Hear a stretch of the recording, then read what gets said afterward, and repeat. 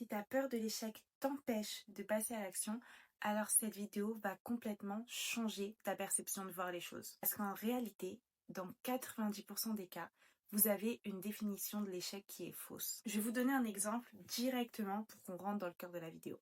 On a tous été à l'école. À l'école, on a des contrôles et on a un diplôme. C'est pas parce que tu loupes un contrôle que ça va définir que ton parcours scolaire va être un échec. On est d'accord. Le but, c'est d'obtenir un diplôme. Et même si tu n'as pas ton diplôme la première fois, tu vas recommencer jusqu'à l'obtenir.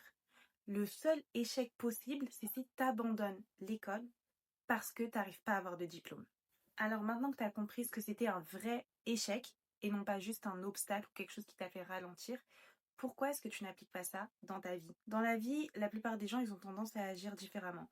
Ils lancent un projet, une entreprise, ils voient que ça fonctionne pas, ils se disent qu'ils sont pas faits pour l'entrepreneuriat. Tu essuies un refus et là tu remets tout en question. On est d'accord, t'as pas encore échoué, t'es pas mort, tu peux continuer à entreprendre.